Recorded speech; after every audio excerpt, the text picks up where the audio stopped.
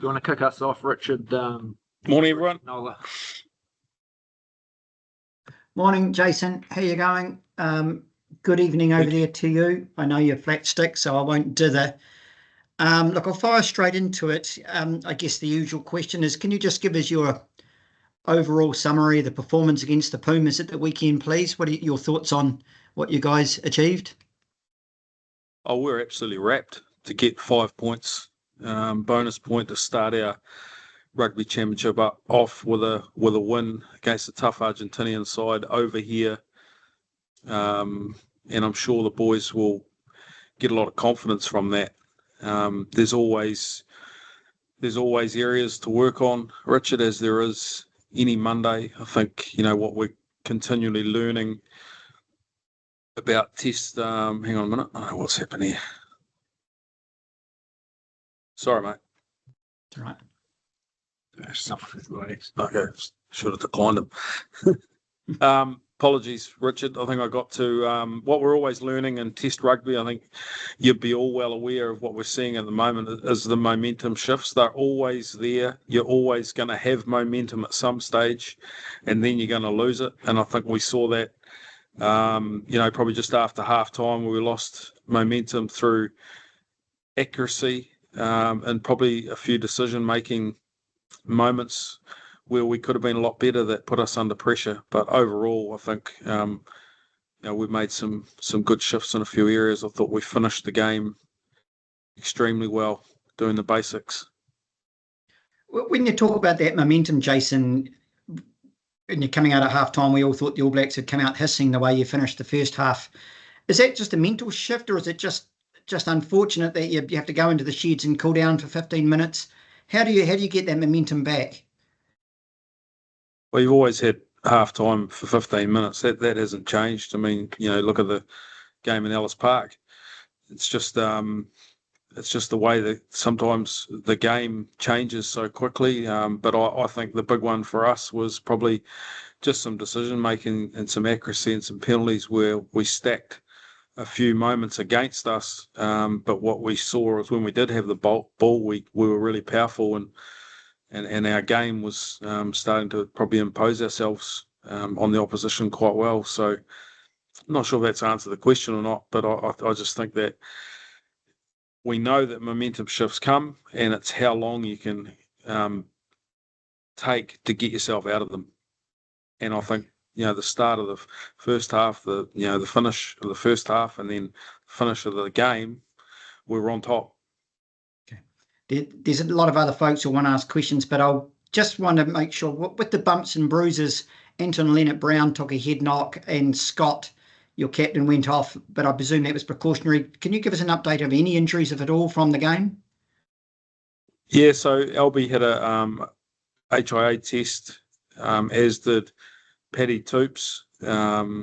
Paddy's went off to hospital and had a couple of checkups as well, which we're monitoring over the next 24 hours. Paddy potentially unlikely for this week.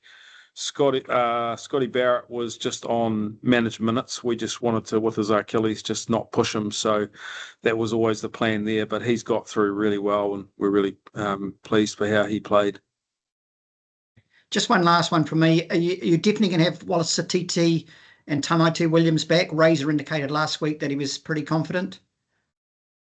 Yeah, we'll get through tomorrow and then we'll make that decision. We've got some decent selection conversations to have, to be honest, because the people in those positions are playing pretty well, so that's healthy. Okay. Cheers. Thanks, Jason. No problem. One you didn't mention, Jason, Gary from MediaWorks, by the way. Fabian Holland limped off, it looked like, towards the end of the match. Was that anything, obviously nothing untoward if you're not mentioning him? No, he just had a little bit of cramps, just tightening up a little bit. Probably should have hooked him potentially a little bit earlier. While I'm running hot, one of the things that stood out, I think, in terms of your dominance, the set pieces and in particular line out, was flawless. Pleased with that? I'm not sure about flawless. Our quality of ball on a couple, we need to tidy up. We're pretty happy with how our maul went. We were in the right places there, but Yeah, we've still got a little bit of work to do, but by no means was it flawless. I know we won all our lineouts, but still the accuracy and quality of ball into the hand can be a little bit sharper than what we want. And the speaking of hands, some of the handling in that first half just looked a little bit rushed and was causing a few errors. Is that something you're looking at? Yeah, I think it's a fair point you make. I thought some of our skill execution at times was a little bit off. We're a little bit lumpy. The timing wasn't quite there. We weren't as smooth as we could have been, and there's no excuse for that. We won't walk past that because she was a nice, fine night, great conditions, in Argie here at the moment. So yeah, I think there's probably just a classic case where you come back into the test. You've had effectively a month off after the July series. Well, not quite, but yeah, we'll just we'll drill down on that this week. We had a shorter week training wise with jet lag and that sort of thing with getting back on track. So we never really had a full training week as such. So we'll be working on that and our accuracy, and definitely need to be better. Cheers, that's good for me. Jace, Mitch here from TV3. Just on that accuracy, are they, from your perspective, is it easy fixes to get some of the timing and those, last passes sort of right?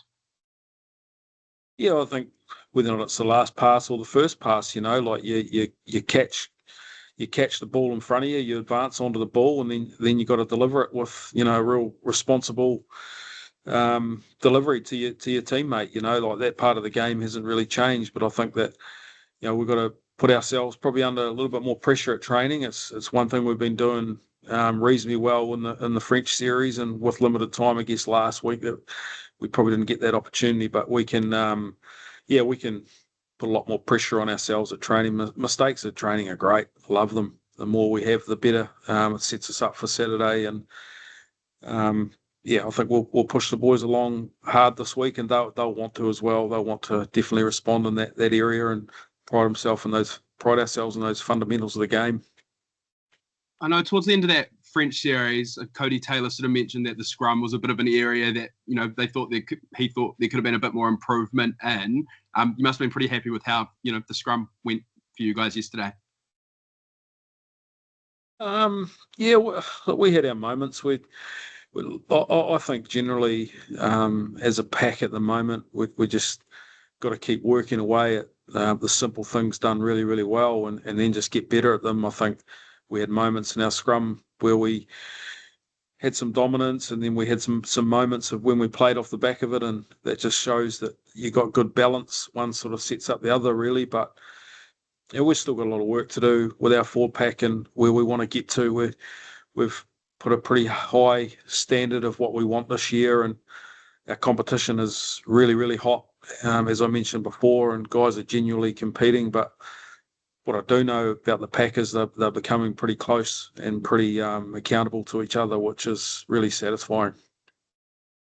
Nice. Hey, just last thing from me, slightly off topic, but I see Ollie made his NPC debut at the weekend. Did you get a chance to see any of that game? And just, must have been a pretty proud dad moment, was it? I wasn't expecting that question, but it was. I was really rapt for him. Watched it live. It was a little bit of late night for me. Nice. Thanks, mate. Cheers. G'day, Jace. Jason Pine here. In terms of selection for the second test, without obviously revealing the team, can you give us an insight into the thinking? Will you look at giving guys a game, or with just this test before South Africa arrive, will you look at rolling out largely the strongest team again? Yeah, I think your question's fair, and I can understand why you're digging.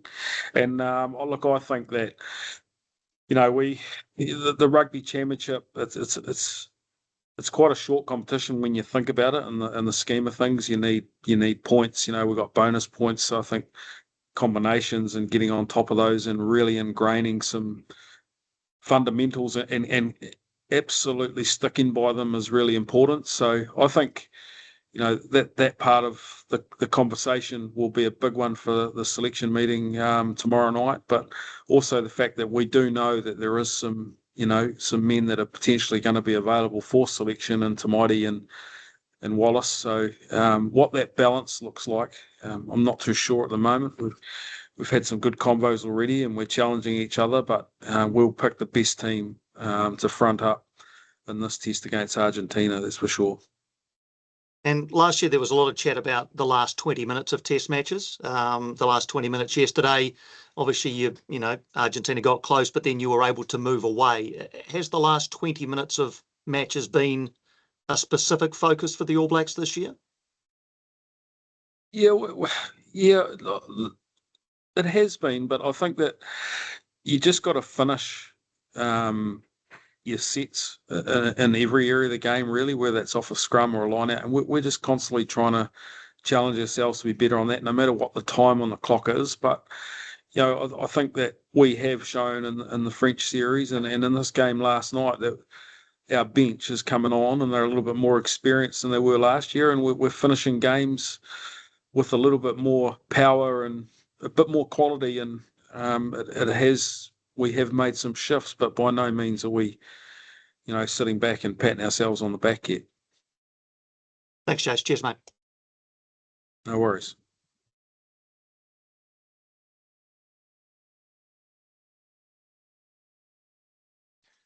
All right, guys. Has anyone got any further questions? Oh, sorry, Joe. No, you're right. Sorry, Jason. My camera's not working on this computer. I just wanted to know if you caught the Box Wallabies game and what you made of it.